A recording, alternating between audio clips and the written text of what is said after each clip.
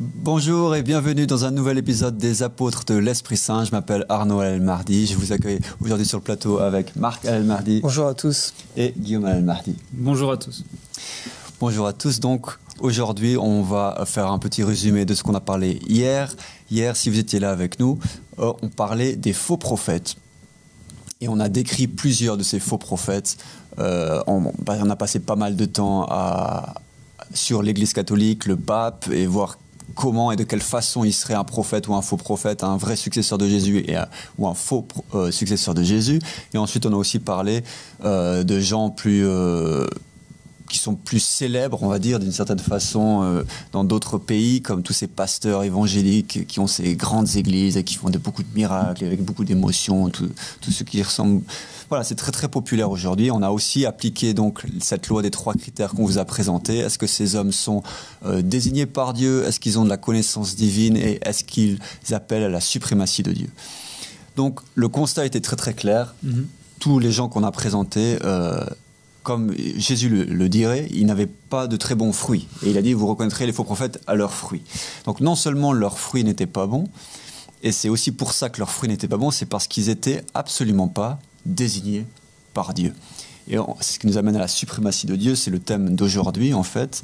Et donc on va revenir à Jésus toujours, comment ça concerne Jésus. Donc la personne qui est un vrai prophète, et comme tous les prophètes, ils sont venus avec cette suprématie de Dieu. Qu'est-ce que ça veut dire? Ça veut dire qu'ils appellent à un gouvernement qui est mené, dirigé par Dieu, par l'intercession de l'Esprit Saint qui réside dans l'homme qui a été choisi pour ce temps-là de diriger en fait. Donc il amène, il amène ce système de gouvernance en fait. Pour preuve, vous trouverez aucun prophète, aucun messager dans quelconque écriture sainte qui est venu et a dit au peuple « instaurons l'aristocratie, instaurons le communisme, le socialisme ou la démocratie ou quelconque en fait, système politique, économique autre que le système où Dieu, par l'intermédiaire de son messager, gouverne. » Et ça, c'est une preuve vraiment incroyable en fait quand on réfléchit à ça. Il y a un autre élément par rapport à la suprématie de Dieu, en plus de ça, c'est que l'homme qui représente Dieu, qui est ce gouverneur, qui est cette personne qui représente Dieu sur terre et son autorité, il est aussi la seule porte, en fait, pour les croyants pour atteindre Dieu. Il est la porte étroite, comme Jésus l'a dit. Jésus disait « Seul va au Père celui qui passe par moi ». Donc il décrivait très bien ce concept. Et c'est aussi, en fait, pour dire très très simplement les choses, c'est que par cet homme, en fait, que le croyant va atteindre le salut. Donc il y a ces deux facettes pour la suprématie de Dieu. La seule personne qui représente Dieu, il n'y en a que un. Par chaque époque, il y a un berger pour un troupeau. Vous devez trouver cet homme. Et en plus, c'est lui qui doit diriger la société humaine. Je vais laisser parler Abba Sadiq Abdullah Hashem dans une petite vidéo qu'on a, parce qu'il exprime cela extrêmement éloquemment. Je vous laisse avec cette vidéo. On vous retrouve juste après. The first thing that I have to do is go back and say, are you appointed by God? If the answer is no, I'm not appointed by God, then thank you very much. I don't want to hear about it. Because you don't have the right to talk in the name of God. The only person who has the right to talk in the name of God and say that they're going to lead me towards God is the person who was appointed by God. That's the only way that my heart can be at peace. Right or wrong? Donc voilà, extrêmement clair. Au fond, c'est extrêmement simple. Non? Quand un homme de Dieu parle, tout devient extrêmement simple. Est-ce que vous êtes nommé, désigné par Dieu pour parler de Dieu? Sinon, non merci, vous n'êtes en fait d'aucune utilité. Et c'est ce que tous les croyants devraient faire. Ils devraient vraiment s'assurer que la personne qu'ils écoutent et qu'ils prennent pour guide spirituel, pour maître spirituel, il soit vraiment désigné par Dieu. Autrement, c'est pas le salut qu'ils vont rencontrer, c'est l'opposé. Donc Jésus, c'est à ça qu'il appelait. C'était très clair. Donc, comme je l'ai déjà dit, il disait « Nul ne va voir sans passer par moi ». Donc, ce côté-là de la suprématie, c'était très clair sur Jésus. Un autre point où Jésus était aussi clair, mais qui est très mal compris et souvent interprété d'une façon complètement différente, c'est l'appel à la gouvernance de Dieu au niveau de la société, au niveau politique. Est-ce que cet homme qui était Jésus, est-ce qu'il était là pour gouverner ou pas? On va voir ça aujourd'hui. Est-ce que Jésus appelait en fait un royaume ou c'était lui le roi? Ouais, donc c'est une question qu'on va traiter. J'aimerais juste, si tu me permets, juste revenir sur la première partie en fait. Oui. Pourquoi ? Parce que je trouve que c'est important de parler aux chrétiens de ce que ça veut dire aujourd'hui. Tu as dit que Jésus, il a clairement énoncé ce concept, ce paradigme, en disant « quiconque veut aller au Père doit passer par moi ». Le problème, c'est que les chrétiens, je pense qu'ils pensent que c'est que Jésus, en fait. Donc, pourquoi ? Parce qu'ils pensent que Jésus, c'est le Fils de Dieu, ou que Jésus, c'est Dieu, ou que c'est lui le dernier prophète. En fait, ils pensent vraiment qu'après lui, il n'y a plus cette porte. Cette porte, elle est plus ouverte, ou elle est ouverte uniquement du côté spirituel, c'est-à-dire en croyant en un Jésus qui est esprit, et qui est présent aujourd'hui et en toute époque. Ce qui n'est pas totalement faux, mais le problème, c'est que, comme on avait parlé, Jésus, il avait dit, on avait parlé dans un épisode précédent, « Je suis la lumière du monde pendant que je suis dans ce monde ». Et on avait montré aux téléspectateurs qu'après qu'ils partent, en fait, il n'y aurait plus cette lumière, ou alors elle se transmettait à quelqu'un. On avait montré justement qu'elle se transmettait à son successeur, qui était Pierre.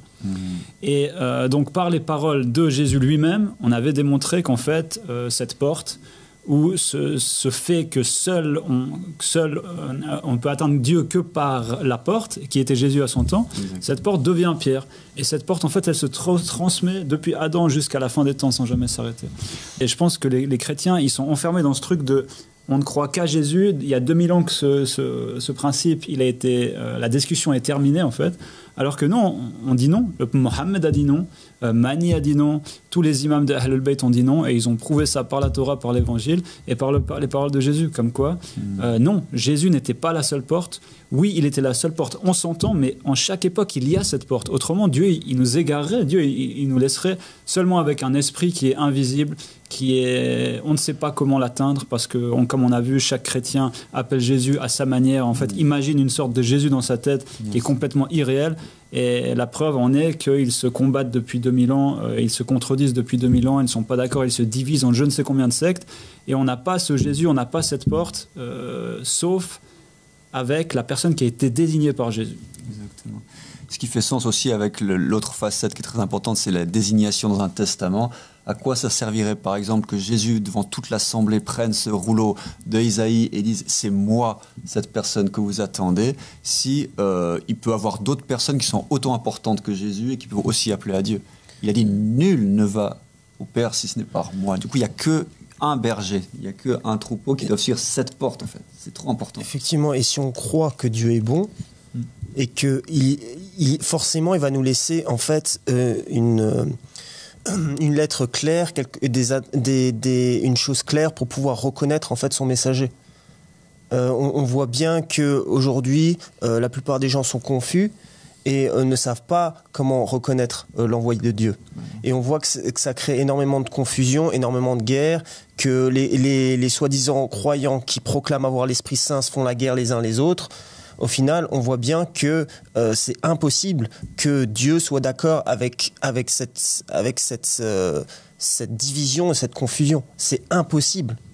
Et on voit beaucoup de prêtres ou beaucoup de savants de la religion qui disent oui, en fait la beauté se retrouve dans cette division et Dieu est d'accord avec cette division. D'ailleurs, cette division provient de Dieu. Il faut accepter tout le monde. Voilà. Alors que voilà, tous les envoyés de Dieu qui sont venus sur terre ont combattu toutes les religions, tous les tyrans, toute personne qui n'était pas de Dieu, ils les ont tous combattus. Donc on voit bien en fait que Dieu est pour l'unité à travers un seul homme. Exactement. Donc voilà, est-ce que Jésus en fait, de cette façon, en étant cet homme et en affirmant qu'il est cet homme, est-ce qu'il a en fait défié aussi les autorités en son temps?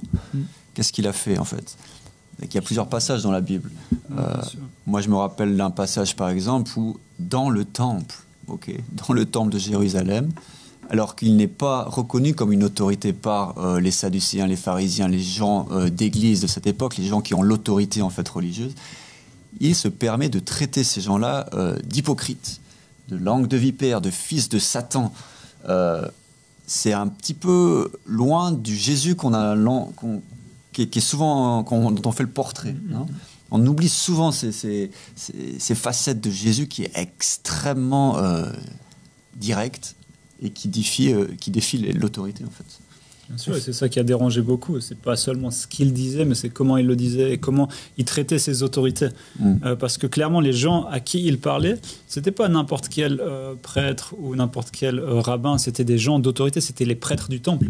Si ces prêtres-là, ces hypocrites, et ces gens-là, ils n'avaient pas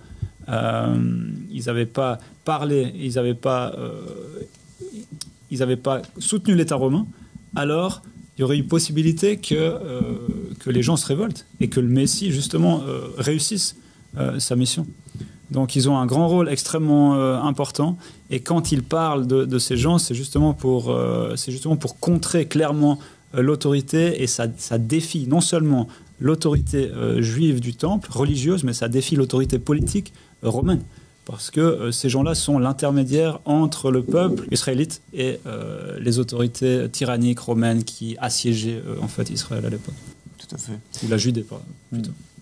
Ouais, ce qui confirme encore ce qu'on a vu hier quand on parlait du discours de Paul, quand il disait qu'il fallait se soumettre aux autorités qui étaient en place, parce que toutes les autorités qui gouvernent sont les autorités de Dieu. Comment un homme qui se dit apôtre de Jésus pourrait dire ça? Est-ce que Jésus a dit oui, c'est génial les gens qui vont m'assassiner, ce sont des bonnes personnes, il faut les respecter?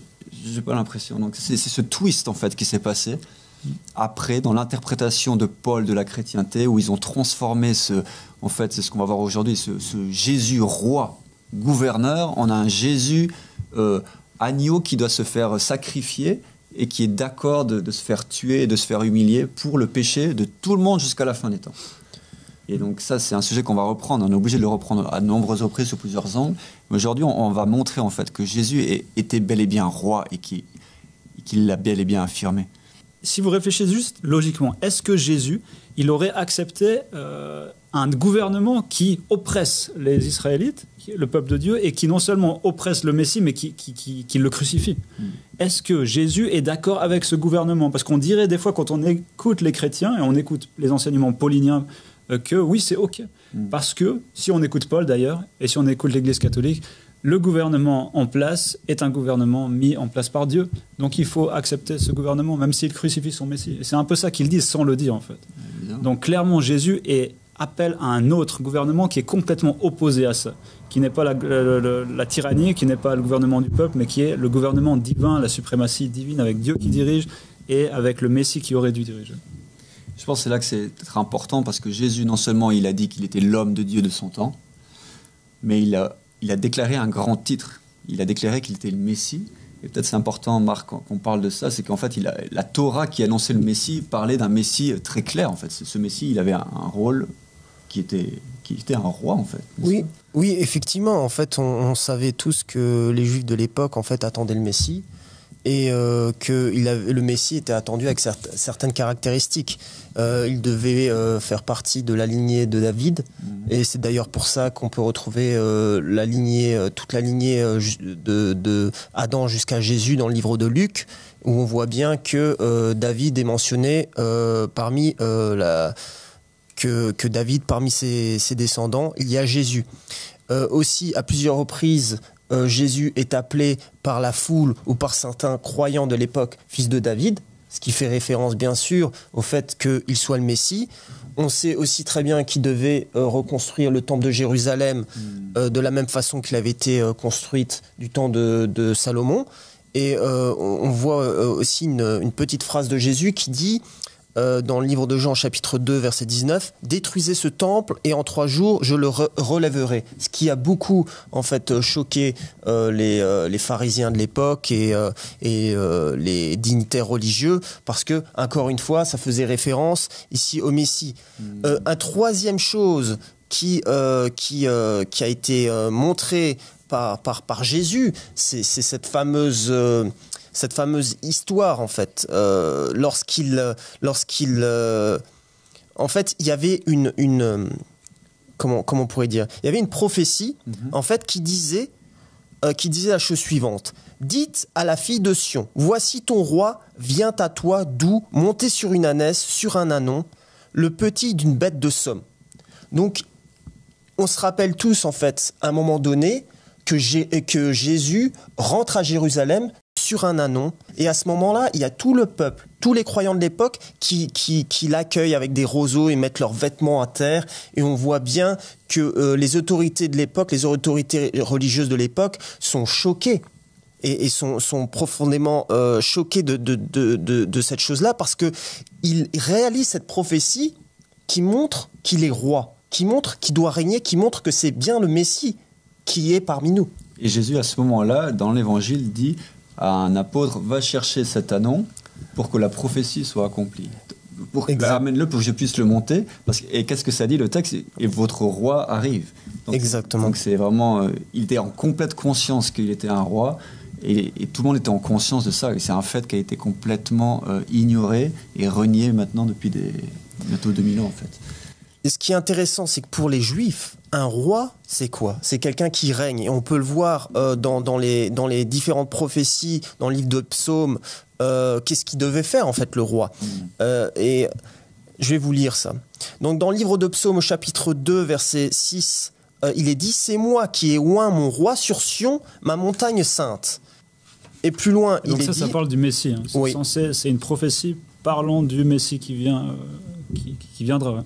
Effectivement, ça parle du Messie. Et plus loin, il est dit à ce roi, « Demande-moi et je te donnerai les nations pour héritage et les extrémités de la terre pour possession. » Donc c'est clair, dans le livre des psaumes, on voit bien que le roi, qui est le Messie, doit régner. Et il régnera sur toutes les nations de la terre. Ou au livre d'Ésaïe, encore qui parle du Messie, où il est dit « Car un enfant nous est né, un fils nous est donné, et la domination reposera sur son épaule. On l'appellera admirable, conseiller, Dieu puissant, Père éternel, prince de la paix, pour étendre l'empire, pour accroître la paix sur le trône de David et sur son royaume. » Afin de l'affermir et de le soutenir par le droit et la justice dès maintenant et pour toujours. Donc, les Juifs de l'époque attendaient un roi qui allait dominer toute la terre, qui allait installer la justice pour eux. C'est ce qu'ils attendent encore aujourd'hui. Et c'est exactement ce qu'ils attendent encore aujourd'hui. Les croyants ont un rôle exceptionnellement important, en fait. Et Dieu a créé l'homme libre pour qu'il puisse l'aimer et le supporter de façon libre. Et l'homme a en tout temps à ce choix, en fait. Et si le prophète de Dieu est toujours opprimé, toujours tué, ça montre où est-ce que l'homme a choisi, en fait, à chaque ère, en fait. Constamment, un homme vient, appelle à la suprématie de Dieu, il explique ce que Dieu veut, il invite à cet espace de justice et de paix, et un groupe de croyants le suit, et un autre groupe de mécréants, des gens qui ne veulent pas de cet état de justice divine, le combattent. Aujourd'hui, le monde est gouverné d'une certaine façon. C'est très clair, il n'existe pas une parcelle sur la terre qui est gouvernée par Dieu en tant que souverain. Et le temps approche où cette ère, ce premier jour, en fait, le premier jour qui est dédié, en fait, selon certaines sources, à Satan, est à sa fin. C'est pour ça qu'on parle de la fin des temps. C'est la fin de ce temps, en fait, dans lequel on est aujourd'hui, où il y a plein de prophéties qui ont été mentionnées, notamment par Jésus, mais d'autres prophètes, qui annoncent, en fait, cette fin de temps, cette fin où les prophètes sont constamment... ou perdent la bataille d'une certaine façon. Et c'est le moment maintenant de ce changement où Dieu, l'Esprit de Dieu va enfin régner. Cet esprit, ce royaume que Isaïe parle, où les hommes peuvent vivre en paix avec les animaux, où tout le monde vit en paix, en justice, cet espace, ce royaume que Jésus parle, on est très proche maintenant et les prophéties sont extrêmement nombreuses qui annoncent cela. Ce qui est beau dans ton message, c'est qu'en fait, on comprend que ça dépend que de nous. Ça dépend de nous qui sommes ici et qui vous parlent à travers cette chaîne satellite, mais ça dépend aussi de vous qui nous écoutez et prenez la décision de réfléchir, de demander à Dieu directement et d'être simplement sincère. Parce que on sait très bien dans notre chemin spirituel que c'est très difficile en fait de sortir du schéma qui ont été dictés par la société, par nos parents ou même par notre propre par nos propres envies. Et c'est un point important que ici en fait ce qu'on fait, c'est qu'en fait on prépare en fait ce chemin pour la justice. Et ça dépend que de vous que d'accepter notre message. Et c'est pour ça qu'on vous demande aussi si vous avez des questions, de participer et de continuer à nous suivre. Sur YouTube aussi, vous pouvez laisser des commentaires, poser des questions. On regardera tout ça et on vous répondra à tout moment. Mais donc c'est vraiment constamment cet appel en fait, ce qu'on vous partage. Et on aimerait que les gens qui pratiquent et qui croient vraiment en Jésus, qui croient en ce royaume qui doit venir, hein, tous les chrétiens savent que ce royaume doit venir dans leur prière quotidienne. En tout cas, les catholiques ont cette prière qui dit que ta volonté, mon Père, soit faite au ciel, sur la terre comme au ciel. On le répète, ce royaume qui est au ciel, qui doit se faire sur la terre, qu'est-ce que ça veut dire? À quoi ça sert de faire cette prière sans contempler la prière, sans méditer sur ce que ça veut dire? Donc, si on invite, si on prie le Père, et si vous croyez que le Père vous entend, et si vous croyez que le Père existe, et si vous croyez que le Père vous aime, pourquoi vous le prierez chaque jour pour qu'il établisse un royaume de paix et de justice sur la terre, et en même temps vous acceptez les autorités sataniques qui gouvernent vos pays, vos empires et tous les continents? Ça fait absolument aucun sens. Il y a un moment dans le chemin spirituel de chaque personne où il y a ce couperet, où on doit être sincère avec nous-mêmes. Ça fait mal parce qu'on doit reconnaître qu'on a été égaré pendant longtemps, qu'on a peut-être été égaré par des gens qu'on aime, des gens de notre famille, le prêtre, les gens de nos synagogues, de nos églises, de nos mosquées. Et de oser en fait lire, de oser scrutiner, de oser analyser en fait. Et on vous aide pour ça, on vous partage en fait. On fait ce travail aussi là pour vous. On vous invite à regarder ce qu'on dit, ne le prenez pas juste aveuglément. Recherchez, on vous donne les sources aussi. Regardez qu'est-ce qui se passe. Comment ça peut faire sens en fait.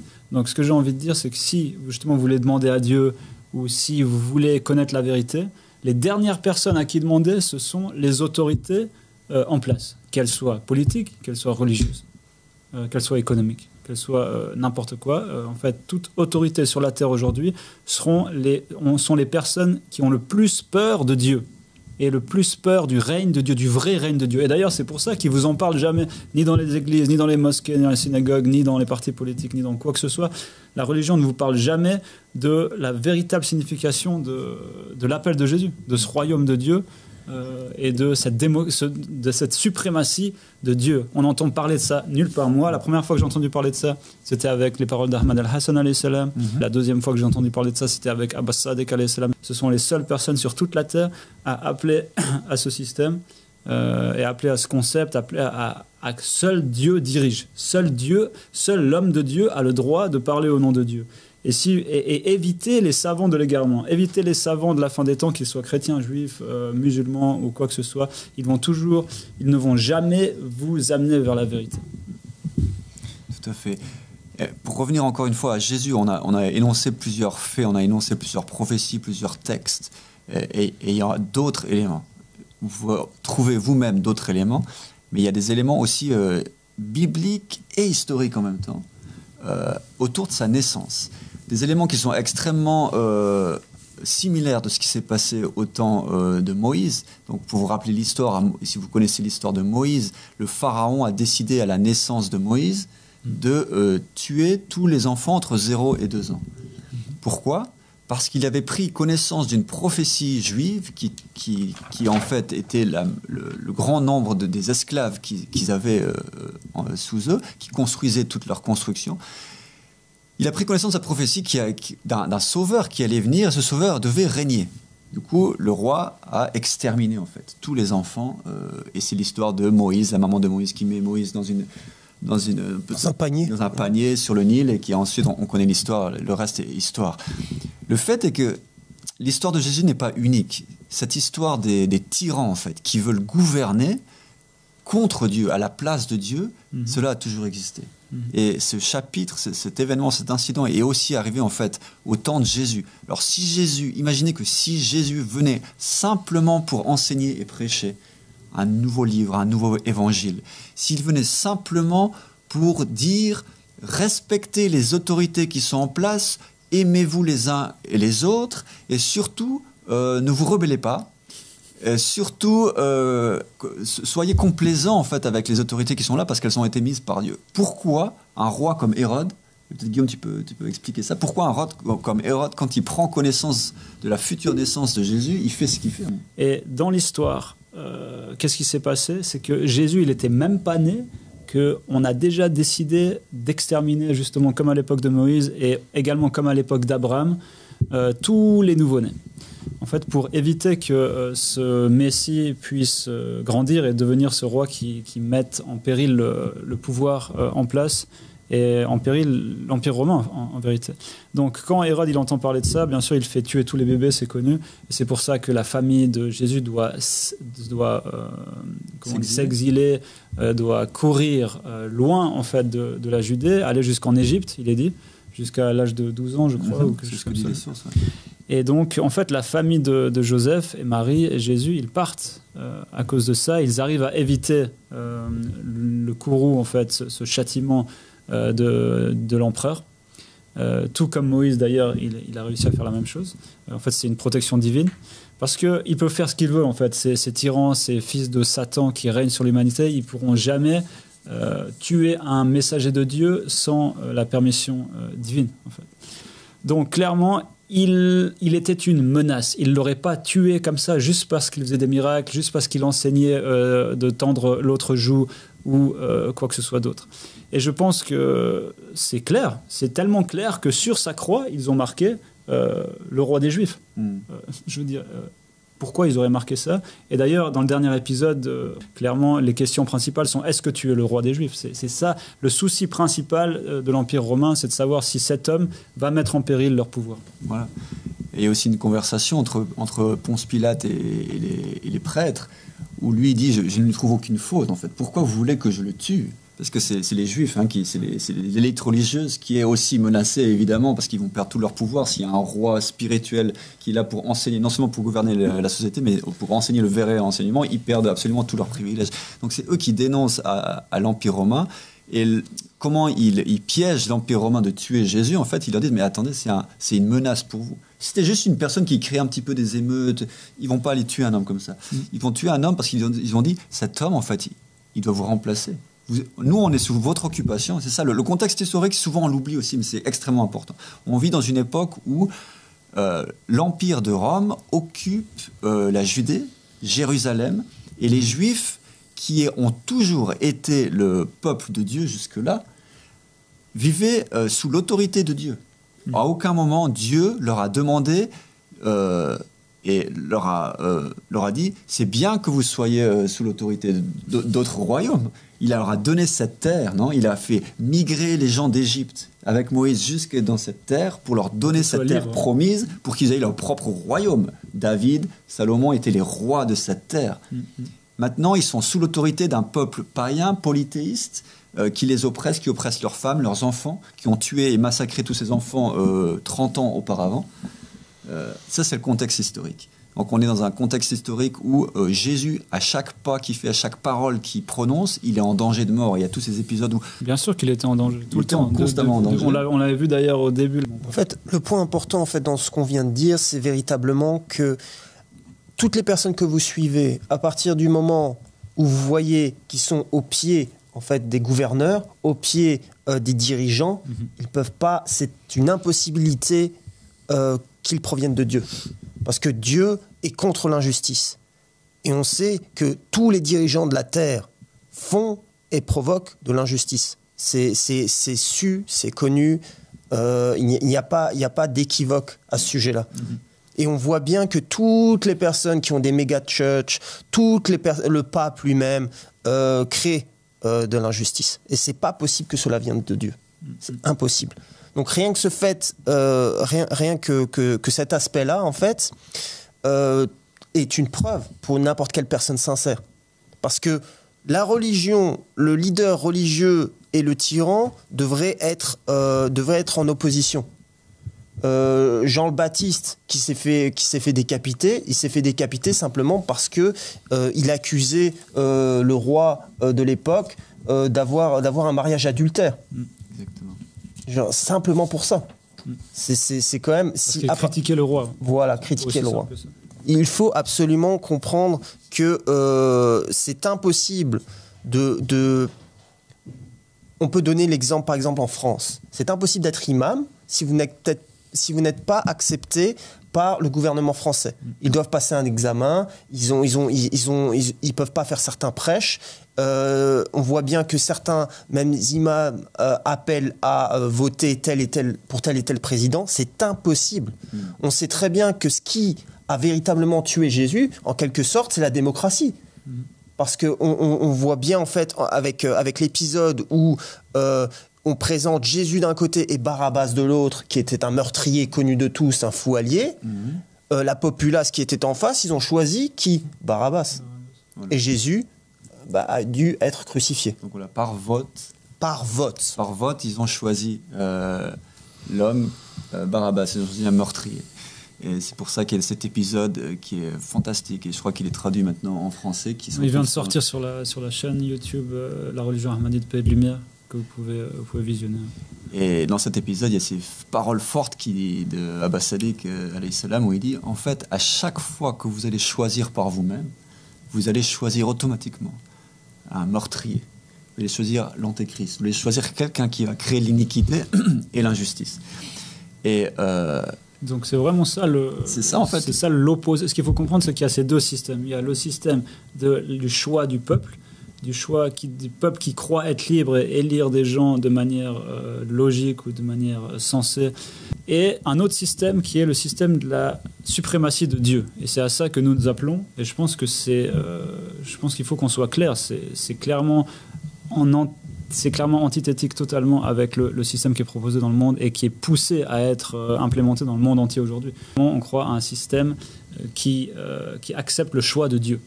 Et il n'y a aucun gouvernement sur cette terre où Dieu a placé son choix, son homme à la tête d'un État. Ça n'existe pas. La dernière fois qu'il y a eu ça, c'était Mohammed sallallahu alayhi wa sallam. Et donc c'est tout ce qui s'est passé aussi dans l'Occident, et la société a appris que cela est mal, elle a appris que cela est dangereux. Alors que ce qui est dangereux, c'est la religion qui a été corrompue par des gens qui ont voulu gouverner en leur nom et pas au nom de Dieu, qui ont en fait sali le nom de la religion, qui ont fait la religion quelque chose de catastrophique, comme ce qu'a fait l'Église catholique romaine pendant des siècles et des millénaires.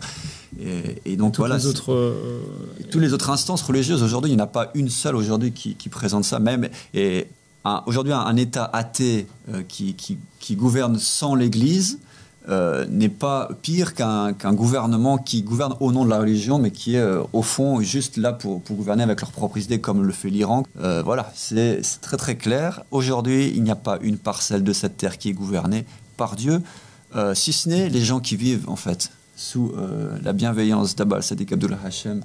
Et c'est à ça qu'on vous appelle en fait un lieu, un refuge pour l'humanité, de revenir en fait, de donner enfin une chance à Dieu. Donnez enfin une chance à Dieu de vous gouverner. Car cela n'a pas existé. La misère que vous connaissez ne vient pas de Dieu qui gouverne. C'est complètement faux. S'il y a la misère aujourd'hui, c'est parce que les gens ne partagent pas leurs richesses. C'est parce que les gens gouvernent avec un esprit complètement limité, en fait. Et c'est surtout que les autorités, en fait, accordent le pouvoir aux personnes qui ne veulent pas partager. N'importe quelle personne de Dieu, on sait très bien que la première chose qu'il va mettre en place, c'est l'obligation de partage. Et on voyait bien ça avec Pierre, qui prenait les biens des croyants qui étaient posés à ses pieds, les partageait pour faire en sorte que personne en fait n'ait faim. Donc on voit bien que les stades de justice divine n'acceptent pas que les gens meurent de faim et que d'autres soient riches. Ça n'a aucun sens. Pour préciser, il n'y a aucun lien dans cet appel avec quelconque système politique qu'il soit, et ça n'a rien à voir avec le socialisme ou le communisme. Politique ou religieux. Voilà, comme on le répète en fait. L'appel que l'on représente, donc on partage ici, en fait, c'est le même appel que tous les prophètes et les messagers qui ont marché sur cette terre, qui a commencé par Adam et dont Jésus a fait partie. Et on vous invite à rechercher par vous-même de trouver un seul prophète qui est venu au nom de Dieu et qui a proposé un autre système que celui qu'on est en train de partager, de vous parler aujourd'hui. On est en train de vous donner les outils pour décortiquer comment savoir si un homme est envoyé de Dieu ou il n'est pas envoyé de Dieu. Est-ce que c'est juste parce qu'un homme a peut-être un prodige pour lui ou un signe pour lui, ou alors qu'il dit qu'il est là pour Jésus ou qu'il a été envoyé par Jésus? Est-ce que c'est la preuve que c'est vrai ce qu'il dit, ou alors est-ce qu'il faut qu'il vienne avec des preuves, comme on en a parlé dans les épisodes différents, précédents. Et je pense que c'est important de voir que les autorités religieuses et les autorités politiques, en fait, c'est la même problématique. Et ces deux autorités n'appellent ni à Dieu, ni à quoi que ce soit de divin. Même si, avec la bouche, ils appellent à la suprématie de Dieu, ou ils appellent à Dieu, ou à quoi que ce soit, ou de religieux. Ce n'est absolument pas le cas, ça n'existe pas, et il n'y a personne qui vient... en fait, ils font comme les Juifs à l'époque de Jésus. Ils veulent gouverner Israël, ou la Judée, par la religion juive, alors qu'en fait, ils assassinent leur Messie. Et c'est exactement ce qui se passe à chaque époque, et ce qui se passe aujourd'hui, et ce qui va se passer aujourd'hui. Donc voilà, on vous a parlé à un certain moment aussi aujourd'hui de la responsabilité de chacun, la responsabilité du nombre de croyants qui soutient l'homme de Dieu en chaque temps. En fait, c'est vraiment là que ça vient, la balle est dans votre camp en fait. Il y a des gens qui supportent cet homme de Dieu aujourd'hui, il y a des gens qui sont contre, mais il y a la majorité des gens qui ne choisissent pas de camp. Mais en restant silencieux, on devient complaisant et on rentre automatiquement dans le camp des gens qui ne supportent pas cet homme, et vous participez en fait à la crucifixion de Jésus-Christ, vous participez au meurtre de tous les prophètes et de tous les messagers qui ont toujours marché sur cette terre. Sur ces mots, sur cet appel à prendre conscience, on vous dit à demain, même heure, et on vous souhaite une belle soirée.